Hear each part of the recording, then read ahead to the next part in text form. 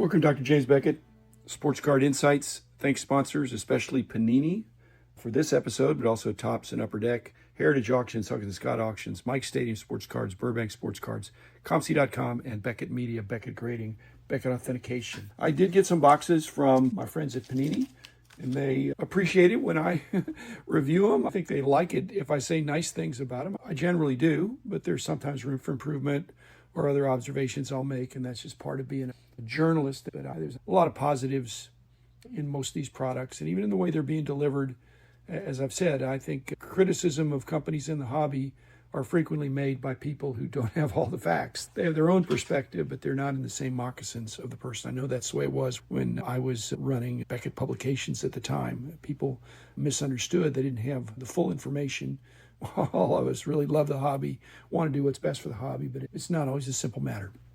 At any rate, I'm thinking about consistency for Panini and the fact that currently, for a bit longer, they do have several of the sports, and that's really cost effective to be able to have brands that cut across several sports where there's a brand identity. It reduces your marketing spend, your design spend. The set composition is not predetermined, but there's a guideline there, the pricing structure, all of that. So there's a number of savings when Panini, Topps, or Upper Deck back over time when they've had multiple leagues, multiple sports. So I feel bad about that, but I'm not the one making that call. However, I think Panini may have an opportunity. I've seen some really nice sticker products they've made that are 2.5 by 3.5 and have some of the attributes of cards. I don't know if that's potential for basketball and football and baseball even going forward. They may not be fully licensed, but there's some nice looking stickers they do. They're known for stickers internationally, and I think that they could do some nice business there. And frankly, it may even be a good entry point for younger kids. Be that as it may, I'm sitting here looking at 4 different products that Panini provided. So why don't I start out with the most expensive one? That was the 2024 Donruss Optic. I really just call it Optic Football, 20 packs of 4, 1 autograph card, and 20 rated rookies. I note that it's still 2024, even though it was released toward late April of 2025. They are the primary licensee for football at this point, at that point. That means they can get another run at Jaden Daniels and Caleb Williams and Bo Nix and Drake May. That's their prerogative. As I said, it's not happening if the leagues and players do not approve it, but apparently they do. They mention downtowns and downtown duos. When they say non-base cards will be contained in every other pack. Okay, there's a rhythm there, and I did experience that. That means of your 20 packs of 4, I think you're going to get a rated rookie in each pack, but of the other cards, you're mostly going to get base cards. And those aren't great at this point in the evolution of the hobby. People don't collect sets as much, although I'll editorialize on that as well. The rookies for 2024 are pretty well known. They obviously had a year to perform or not perform, although in J.J. McCarthy's, he didn't get to perform, so we'll see what happens there. But it's almost a $900 box, yet the real goodies come from the extra cards that come in the first off the line boxes, which are essentially more than double the price. You're getting exactly the same thing except for these extra, much more limited, really good cards. They're the cards that are not found in the dollar boxes. Most of the cards in the regular Optic, not big star, not great players with great cards, but good cards of good players, I can still see them. So some of these first off the line things, I'm not going to see them unless it's in a showcase. It's probably going to be slabbed and high demand. No problem there, but it's not the way I hobby anymore. Next one was the Panini Prism Basketball 24-25 Mega Box.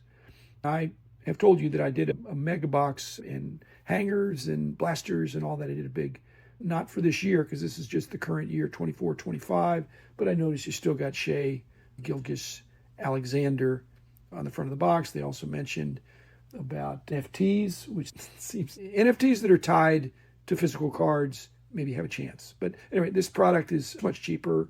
5 packs of 10.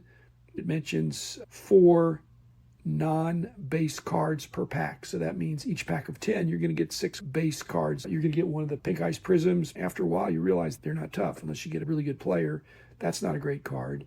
But there's inserts and other kinds of parallels, and I enjoyed it, but it was a quick opening. Any of these smaller configurations And the pink ice prisms points out to me when I find pink ice prisms in a dollar box, I find a whole bunch. And I realize it's just a dealer that broke a bunch of product and pulled out the very best guys or any rookies or anything that would have higher demand, and the rest of them just go in there. There'll be a whole bunch of them. These products, retail or hobby, are all produced appropriately, hopefully, to demand. Anyways, there are probably going to be plenty of pink ice prisms out there. They talk about silvers.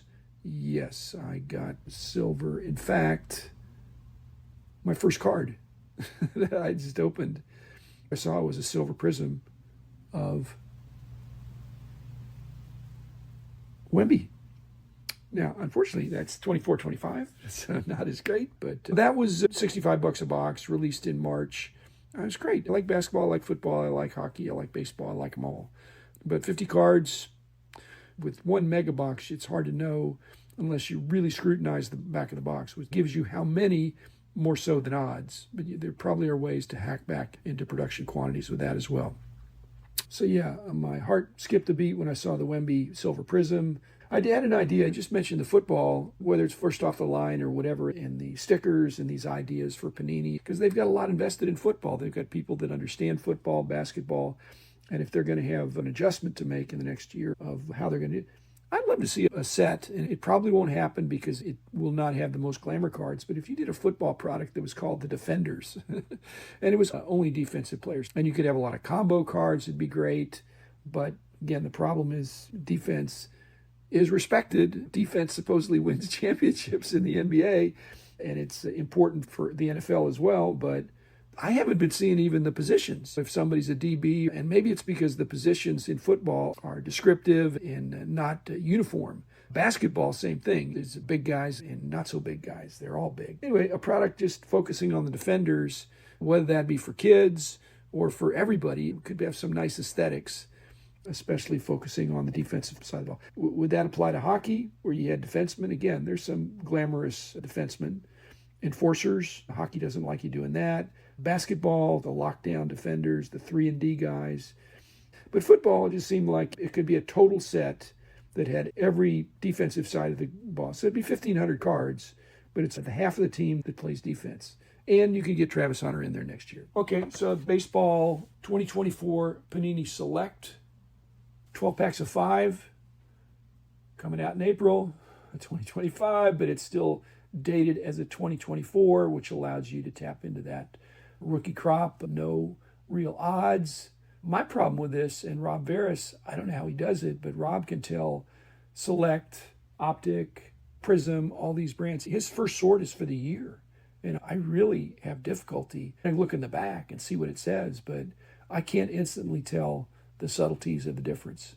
I did notice in my Select box, I got several decoys, 12 packs of 5. It says 2 autographs and a memorabilia card. I'm pretty much always getting that. But I got 3 decoys, and it will always be at the same part in the pack. This was a $200 box released in mid-April. I guess I'm liking baseball less than basketball. When I open a basketball box, I'm really going to recognize all the players. I'm going to understand that and hope to get a good guy. Football, I also recognize most of the skill players and pretty much all the quarterbacks and all that. But that's a little trickier, but that's still fun. Now, coming to my last product that I got, which is not an enigma, but it's an unknown at this point, and it's the 2025 USA Baseball. It's a high-end pack. It's a box that's high-end, but low price, except that you're probably not going to recognize very many of the names. If any. I don't think I recognized any. That wouldn't have been the case 20 years ago, 30 years ago, when I was in the thick of it. All the publications I got, Baseball America, the Sporting News in the day, all these publications, I subscribe to everything. But where do you go to get the under 13 and under 14? I suppose there's some websites that'll tell you who the kids are that are 14 and under, that are the ones that are really going to make it. But I remember in my tennis days when I was playing age group tournaments, 14 and under, 16 and under, 18 and under, a lot of the 14 and under guys were not the best guys at 16 and under, or the best guys at 16 were not always the best at 18. They had a growth spurt and all that. And yet some of them were. Some of the guys I went to tournaments with went on to long and great pro careers. But it's still hard to know. I just don't know when the hype can begin. This goes for any sport or any group of players where I'm not as familiar with. If I had a price guide that just listed the base cards and you get a price, if there was enough action in the base cards for a USA baseball or say a soccer, and I could see that, I could understand the hierarchy of the players if it was an empirically accurate price guide. But I don't think that's going to happen because, again, there's only one pack of 8 in these. 7 of them are autographed or memorabilia. To me, that means the base cards are going to be tough. And yet, you're not going to recognize the player. And they're not going to have a team affiliation, which would be our next thing. Potential to be a Ranger, a local player. Add to the fact you've got international players, you have Australian, Canadian, China, which is Taipei. Should you grade them now? Should you even open them now? I obviously open because I'm a card collector, not a pack or box collector. But you just put them away for 6 years until everybody can be 18? Or do you sell the middle infielders, but maybe they haven't hit their growth spurt? Do you sell the pitchers? But a lot of the pitchers are also shortstops or center fielders. Do you sell the slow guys? Because I think baseball is becoming more and more a game of speed and power, but they could be slow and no power at 14, and all of a sudden at 18, 19, 20, 21, they could be a superstar. I'm thinking about doing a time capsule. I'm just putting these in a time capsule and hypothetically burying it for 6 years. I've already opened it up so I can read about the players, but it's just hard to know. I think I'm going to have the most fun with this 2025 USA Baseball, not recognizing any of the players, thinking that every card out of 8 is interesting, because if there's only one base card, then those are tough, even if they're not numbered. They said 7 autograph for memorabilia. I think I got 5 autographs. If it's 7 autograph for memorabilia, it could mean 1 autograph and 6 memorabilia. But it's like any product where I wouldn't know the subjects. So I just think, thank you, Panini. These are cards, I'm just going to do an experiment. I'm going to put them away. I don't know, I'll still be podcasting in 5 years or whatever it is, but I think I'll bring them out and see, was it smart? One of the guys may have emerged, but I have no idea which one. At any rate, thank you, Panini. I'm always grateful. It's always a kick to open cards, even if you don't recognize them. So I'm just going to sit on them and put them in a time capsule. Again, thanks, everybody. I'll be back again in a couple days, another episode.